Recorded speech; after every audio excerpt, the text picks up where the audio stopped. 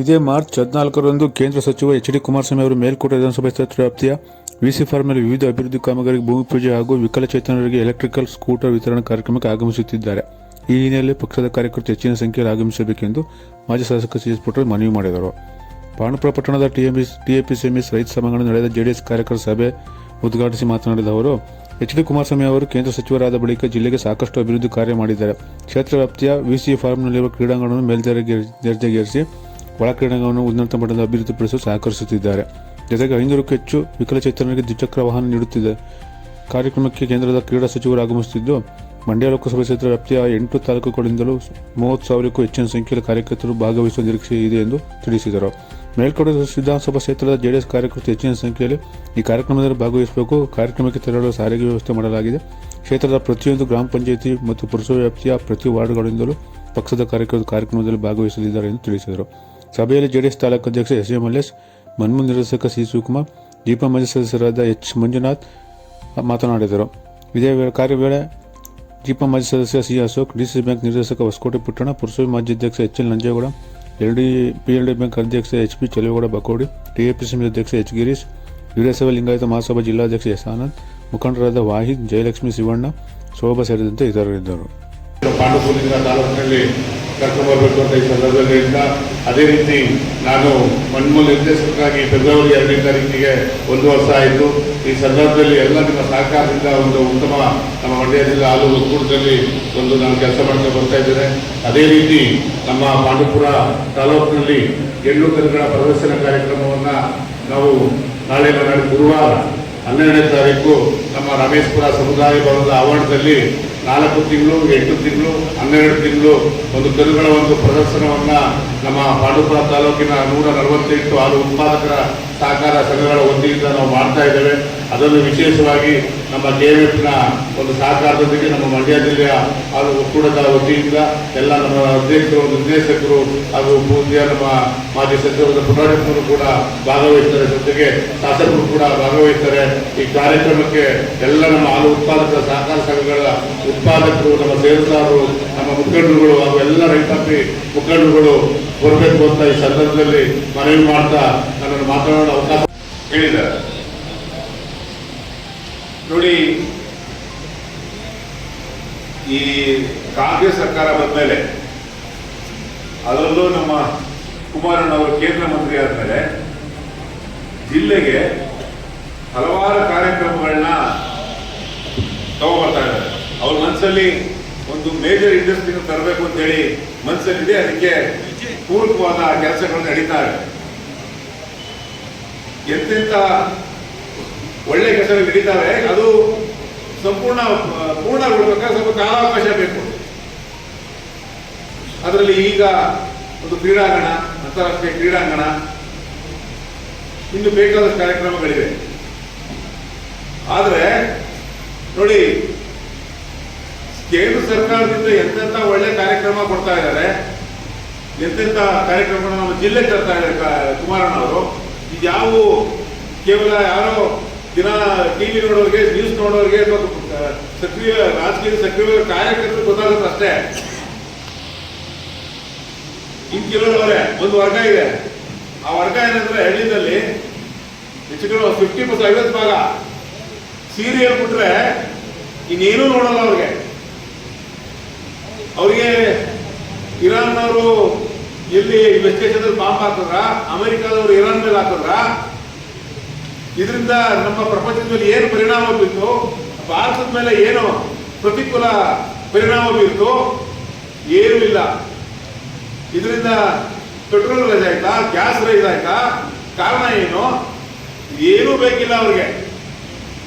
ಅವ್ರಿಗೇನಿದ್ರು ಮನೆ ಕೆಲಸ, ಸಿದ್ದರಾಮಯ್ಯ ಇಷ್ಟಪಟ್ಟ ಫ್ರೀ ಬಸ್ಸು, ಸಿದ್ದರಾಮಯ್ಯ ಇಷ್ಟಪಟ್ಟ ಫ್ರೀ ಬಸ್ಸು, ಇಟ್ಬಿಟ್ರೆ ಬೇರೆ ಪ್ರಪಂಚದ ತಲೆಯೊಳಗೆ ಏನೂ ಹೋಗಲ್ಲ. ಅವರು ಸಮಾಜದ ಬಗ್ಗೆ ಏನ್ ಬದಲಾವಣೆ ಆಗ್ತದೆ ತಿಳ್ಕೊಳ್ಳೋ ವ್ಯವಧಾನವೇ ಇಲ್ಲ, ಬುದ್ಧಿಯೂ ಇಲ್ಲ ಅವ್ರಿಗೆ. ಅಂತ ಅವ್ರನ್ನ ಬದಲಾವಣೆ ಮಾಡಬೇಕಾದಂತ ಕರ್ತವ್ಯ ಇಲ್ಲಿ ಸೇರಿರುವಂತ ಕಾರ್ಯಕರ್ತರಾಗಿದೆ. ಯಾಕೆಂದ್ರೆ ನೋಡಿ, ಅವ್ರಿಗೆ ಬುದ್ಧಿ ಭ್ರಮೆ ಆಗಿದೆ. ಕೆಲವರಿಗೆ, ಎಲ್ಲರಿಗೂ ಅಲ್ಲ. ವಿದ್ಯಾವಂತರಲ್ಲಿ ಸಂಪೂರ್ಣ ಬದಲಾವಣೆ ಆಗಿದೆ. ಈ ಕಾಂಗ್ರೆಸ್ ಸರ್ಕಾರ ಬಂದ್ಮೇಲೆ ಏನ್ ನಮ್ಮ ಬದುಕು ಏನಾಗಿದೆ ಅನ್ನೋದು ಎಲ್ಲರಿಗೂ ಅರ್ಥ ಆಗಿದೆ. ಅವ್ರಿಗೆ ಸರ್ಕಾರನ ಬ್ಯಾಲೆನ್ಸ್ ಬಿಟ್ಟಿದೆ. ಅವ್ರಿಗೆ ಸತಿ ಸರ್ಕಾರ ಹೋದ್ರು ಸಾಕು ಅನ್ನೋ ಮಟ್ಟಕ್ಕೆ ಕಾಯ್ಕೊಂಡಿದ್ದಾರೆ. ಆದ್ರೆ ಇನ್ ಕೆಲವು ಈ ಮೂಢರು ಇರ್ತಾರಲ್ಲ, ಇವ್ರನ್ನ ಬದಲಾವಣೆ ಮಾಡ್ಬೇಕಾದಂತ ಅನಿವಾರ್ಯತೆ ನಮ್ಮ ಕಾರ್ಯಕರ್ತರಿಗಿದೆ.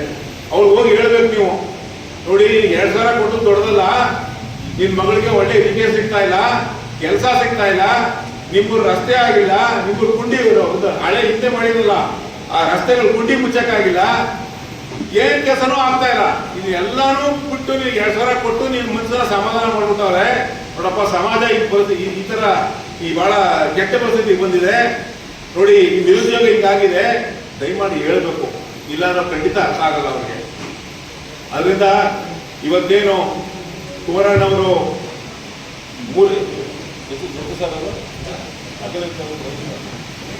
500 ಅಂಗವಿಕಲರಿಗೆ ತ್ರಿಚಕ್ರ ವಾಹನ ಮತ್ತು ಇನ್ನೂ ಅನೇಕ ಸೌಲಭ್ಯಗಳನ್ನ ಕೊಡ್ತಾ ಇದ್ದಾರೆ ಮತ್ತು ಕ್ರೀಡಾ ನೋಡನ್ನ ಕೊಡ್ತಾ ಇದ್ದಾರೆ.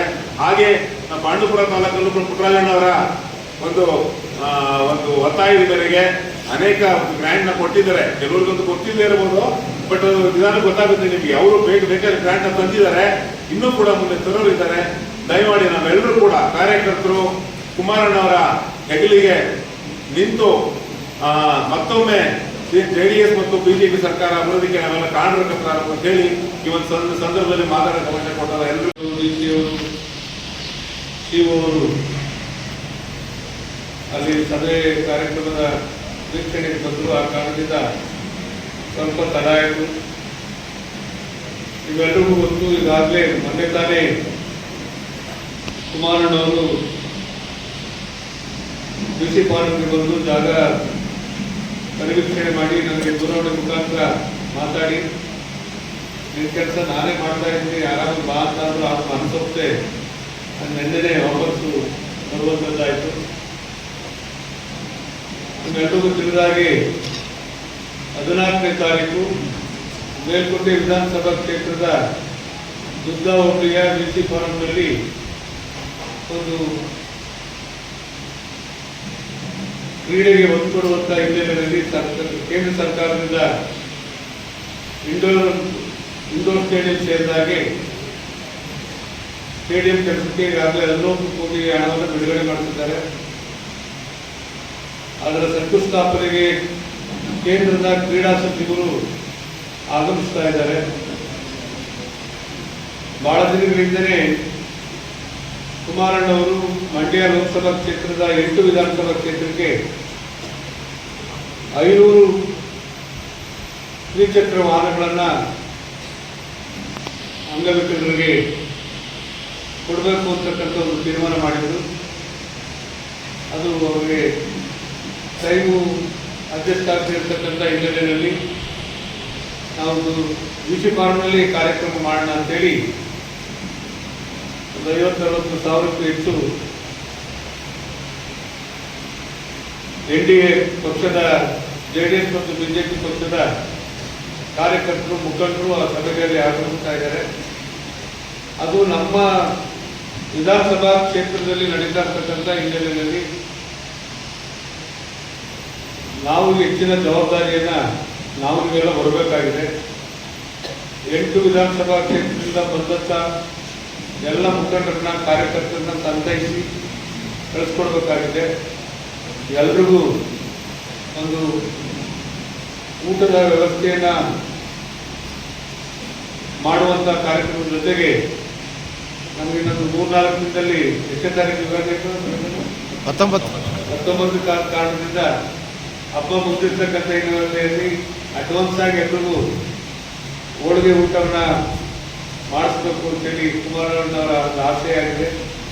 ಆ ಕಾರಣದಿಂದ ಮೊದಲು ನೀವು 8:00ವರೆಗೆ ಊರು ಬಿಟ್ಟು 9-9:30 ಬಂದು ಅಲ್ಲಿ ನೀವು ತಿಂಡಿ ವ್ಯವಸ್ಥೆ ಎಲ್ಲ ಇರುತ್ತೆ ಮುಗಿಸಿ ಬಂದಂಥ ಎಲ್ರಿಗೂ ಊಟ ಬಡಿಸ್ತಕ್ಕಂಥದ್ದು ಇದನ್ನು ಎಲ್ಲರನ್ನ ಸಂತೈಸಿ ಬಹಳ ದೊಡ್ಡ ಸಭೆ ಆದ ಕಾರಣದಿಂದ ಇವೆಲ್ಲರೂ ಹೆಚ್ಚಿನ ಜವಾಬ್ದಾರಿಯನ್ನು ನನ್ನ ಮೇಲ್ಕೋಟೆ ವಿಧಾನಸಭಾ ಕ್ಷೇತ್ರದ ಮುಖಂಡರು ವಿಶೇಷವಾಗಿ ಯುವ ಲೀಡರ್ಸು ಆ ಜವಾಬ್ದಾರಿಯನ್ನು ತಗೋಬೇಕು ಅನ್ನೋ ಕಾರಣದಿಂದ ನಾನೇ ನಿಮ್ಮನ್ನೆಲ್ಲ ಖುದ್ದಾಗಿ ಇವತ್ತು ದುರ್ಗಾವಳಿಯ ಸಭೆ ಬಹಳ ಯಶಸ್ವಿಯಾಗಿ ಆಯಿತು.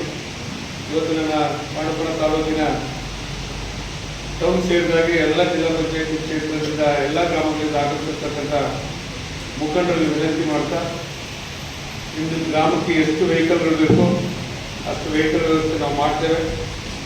ಬಂದು ಆ ಗ್ರಾಮದ ಪಂಚಾಯತಿ ಮುಖಂಡರುಗಳು ಒಂದು 10 ಜನ ಟೀಮ್ ಮಾಡಿಕೊಂಡು ಯಾವ ಊರಿಗೆ ಎಷ್ಟೆಷ್ಟು ವೆಹಿಕಲ್ ಬೇಕು ಅಂತಕ್ಕಂಥದ್ದನ್ನು ಇವತ್ತೇ ಕೊಟ್ಟು ಇವತ್ತಿಲ್ಲ ನಾಳೆ ಕೊಟ್ಟರು ಆಯಿತು. ವ್ಯವಸ್ಥಿತವಾದಂಥ ರೀತಿಯಲ್ಲಿ ಆ ಕಾರ್ಯಕ್ರಮಕ್ಕೆ ಬಂದು ಭಾಳ ಕೇಂದ್ರದ ಇಬ್ಬರು ಸಚಿವರು ಆ ಸಭೆಗೆ ಆಗಮಿಸ್ತಾ ಇರ್ತಕ್ಕಂಥ ಹಿನ್ನೆಲೆಯಲ್ಲಿ ನೀವೆಲ್ಲರೂ ಹೆಚ್ಚಿನ ರೀತಿ ಆ ಸಭೆಗೆ ಕಳೆ ಕಟ್ಟಿಕೊಡಬೇಕು. ಹೆಚ್ಚಿನ ರೀತಿಯಲ್ಲಿ ಯಶಸ್ಸಾಗಲಿಕ್ಕೆ ನಿಮ್ಮ ಜವಾಬ್ದಾರಿಯನ್ನು ನಿರ್ವಹಿಸಬೇಕು ಅನ್ನೋ ಕಾರಣದಿಂದ ನಿಮ್ಮನ್ನು ಕರೆದು ಇಲ್ಲಿ ಆಹ್ವಾನ ಮಾಡಿ ನಿಮ್ಮಲ್ಲಿ ವಿನಂತಿ ಮಾಡ್ತಾ ಇದ್ದೇನೆ. ಒಂದು ತಾವು ದಯಮಾಡಿ ನಿಮ್ಮ ಅಭಿಪ್ರಾಯಗಳೇನಾದರೂ ಈ ಸಭೆಯಲ್ಲಿ ಹೇಳ್ಬೋದು ಅಂತೇಳಿ ಮತ್ತೊಂದು ನಿಮ್ಮಲ್ಲಿ ವಿನಂತಿ ಮಾಡ್ತೀನಿ.